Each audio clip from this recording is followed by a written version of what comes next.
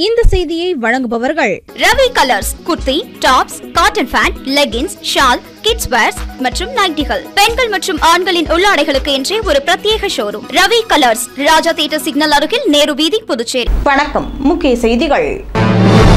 புதுவையில் ஊர்வலமாக கொண்டு செல்லப்பட்ட விநாயகர் சிலைகள் பலத்த காவல்துறையினர் பாதுகாப்புடன் கடலில் கரைப்பு. கிரமாம்பாக்கம் அருகே மீனவ கிராம மக்கள் சாலை மறியல். பட்டாலியன் காவல் மையம் அமைக்க எதிர்ப்பு.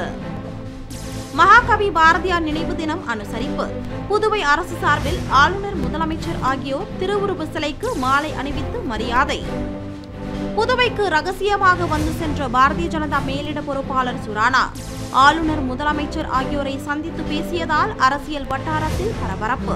இனி விரிவான செய்திகள். புதுச்சேரியில் பலத்த காவல்துறையினர் பாதுகாப்புடன் விநாயகர் சிலைகள் ஊர்வலமாக கொண்டு செல்லப்பட்டு கடலில் கரைக்கப்பட்டன.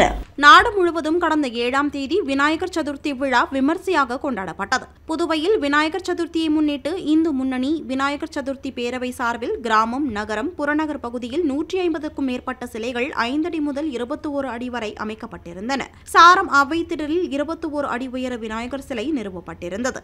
இந்த சிலைகளுக்கு கடந்த 4 நாட்களாக சிறப்பு பூஜைகள், கலை நிகழ்ச்சிகள் நடைபெற்று வந்த நிலையில் செப்டம்பர் 11ஆம் தேதி மதியம் விநாயகர் சிலை ஊர்வலம் நடைபெற்றது. ஊர்வலத்திற்கு காவல்துறையினர் பல்வேறு கட்டுப்பாடுகள் விதித்திருந்த நிலையில் போக்குவரத்து மாற்றமும் செய்யப்பட்டிருந்தது. மேலும் காமராஜர் சிலை வழியாக வந்த விநாயகர் சிலைகள், நெல்லித்தோப்பு அண்ணா சிலை வழியாக வந்த விநாயகர் சிலைகள், முத்தியால்பேட்டை அஜந்தா சிக்னல் வழியாக வந்த விநாயகர் சிலைகள் அனைத்தும் ஒருங்கிணைக்கப்பட்டு ஒரே ஊர்வலமாக நேரு வீதி, காந்தி வீதி, அஜந்தா சந்திப்பு, SP பட்டேல் சாலை வழியாக கடற்கரை சாலையை அடைந்தது. விநாயகர் சிலை விஜர்சனத்தை ஒட்டி கடற்கரையில் சறுக்கு பாதை அமைக்கப்பட்டிருந்த நிலையில் அங்கு கிரேன்கள் மூலம் விநாயகர் சிலைகள் கடலில் விஜர்சனம் செய்யப்பட்டது. மேலும் விநாயகர் சிலை ஊர்வலத்தையொட்டி புதுவை நகர பகுதியில் பலத்த காவல்துறையினர் பாதுகாப்பு போடப்பட்டிருந்தது.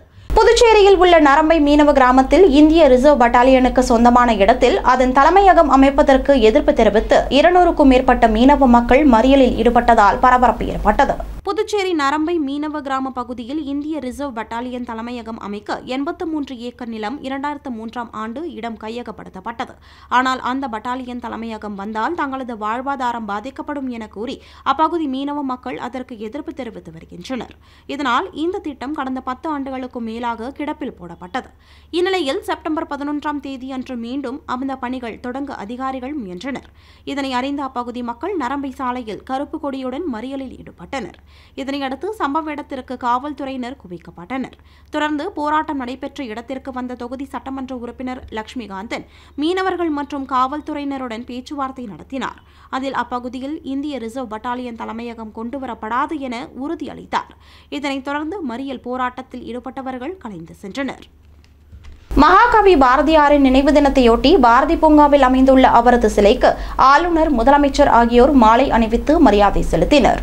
மகாகவி சுப்பிரமணிய பாரதியாரின் நினைவு நாள் புதுச்சேரி அரசு சார்பில் செப்டம்பர் 11ஆம் தேதி அனுசரிக்கப்பட்டது. இதனையொட்டி பாரதி பூங்காவில் அமைந்துள்ள அவரது திருவுருவ சிலைக்கு துணைநிலை ஆளுநர் கைலாசநாதன், முதலமைச்சர் ரங்கசாமி, சட்டப்பேரவைத் தலைவர் செல்வம், அமைச்சர்கள் லட்சுமி நாராயணன், திருமுருகன், சட்டப்பேரவை துணைத் தலைவர் ராஜவேலு, அரசு கொறடா AKD ஆறுமுகம் மற்றும் சட்டமன்ற உறுப்பினர்கள் KSP ரமேஷ், ராமலிங்கம் ஆகியோர் மாலை அணிவித்து மரியாதை செலுத்தினர். இதனைத் தொடர்ந்து ஈஸ்வரன் கோவில் வீதியில் அமைந்துள்ள மகாகவி பாரதியார் நினைவு அருங்காட்சியகத்தில் மகாகவி பாரதியாரின் திருவுருவ படத்திற்கு துணைநிலை ஆளுநர் கைலாசநாதன், முதலமைச்சர் ரங்கசாமி ஆகியோர் தலைமையில் மலர் தூவி மரியாதை செலுத்தப்பட்டது. மேலும் விழாவின் நிறைவாக மகாகவி பாரதியாரின் தேசபக்தி பாடல்கள் இசைக்கப்பட்டன.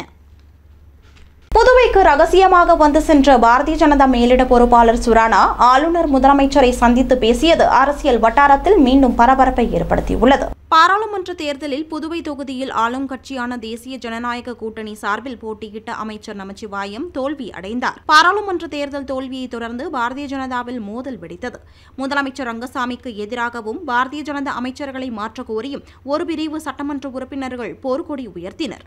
மேலும் அவர்களை கட்சி மேலிட பொறுப்பாளர் நிர்மல்குமார் சுரானா மூலம் சமாதானப்படுத்த முயற்சி மேற்கொள்ளப்பட்டது. ஆனாலும் சட்டமன்ற உறுப்பினர்கள் சமாதானம் ஆகவில்லை.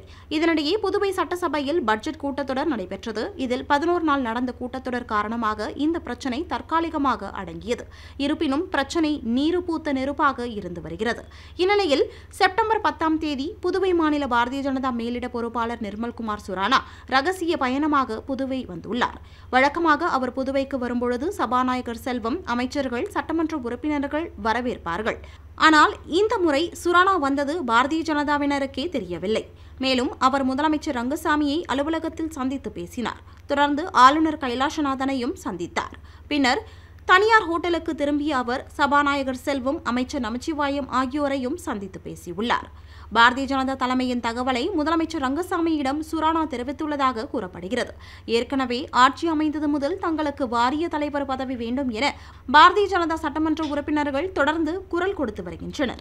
ஆனால் முதலமைச்சர் ரங்கசாமி வாரிய தலைவர் பதவிகளை வழங்க முன்வரவில்லை.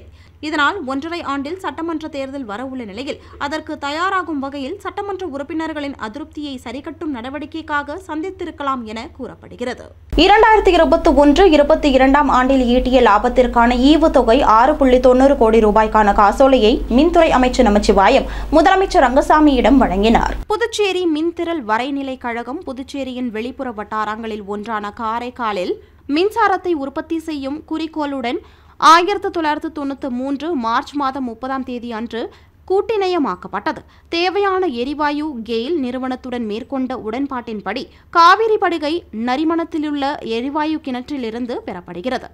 முதலாவதும் பெருமைக்குரியதுமான 32.5 மெகாவாட் திறன் கொண்ட எரிவாயு அடிப்படையில் அமைந்த இணை சுழற்சி மின்திரள் எந்திர கருவி தொகுதி 3/1/2000 முதல் வர்த்தக செயல்பாட்டில் இருந்து வருகிறது மற்றும் வர்த்தக உற்பத்தி தொடங்கியதில் இருந்து இந்திய அரசின் மின்திரள் அமைச்சகத்தால் நிர்ணயிக்கப்பட்ட உற்பத்தி இலக்குகளை விஞ்சியிருக்கிறது.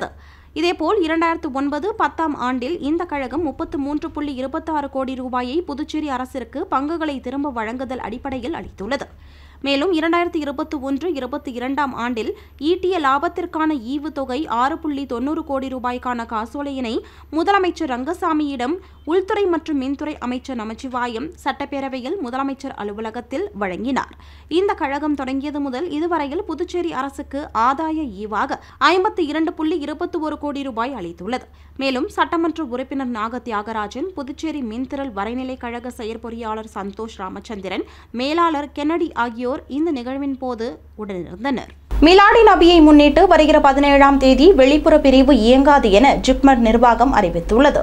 புதுச்சேரி அரசு வெளியிட்டுள்ள செய்திக்குறிப்பில் மிலாடி நபியை முன்னிட்டு செப்டம்பர் 16ஆம் தேதி திங்கட்கிழமைக்கு பதிலாக செப்டம்பர் 17ஆம் தேதி செவ்வாய்க்கிழமை அன்று விடுமுறை தினமாக அறிவிக்கப்பட்டுள்ளது எனவும் இதனால் செப்டம்பர் 17ஆம் தேதி அன்று ஜிப்மரில் வெளிப்புற நோயாளிகள் பிரிவு இயங்காது எனவும் இந்த தேதியில் நோயாளிகள் வெளிப்புற சிகிச்சை பிரிவுக்கு வருவதை தவிர்க்குமாறு கேட்டுக் கொள்ளப்படுகின்றனர்.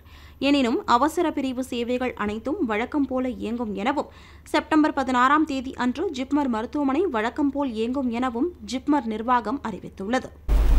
பணிகளை தாமதப்படுத்தும் ஒப்பந்ததாரரை ஓராண்டு முடக்கம் செய்ய வேண்டும் என சட்டமன்ற மதிப்பீட்டுக் குழுவில் சட்டமன்ற உறுப்பினர்கள் வலியுறுத்தினர். புதுவை சட்டமன்ற மதிப்பீட்டுக் குழு கூட்டம் தலைமை செயலக கருத்தரங்க அறையில் நடைபெற்றது.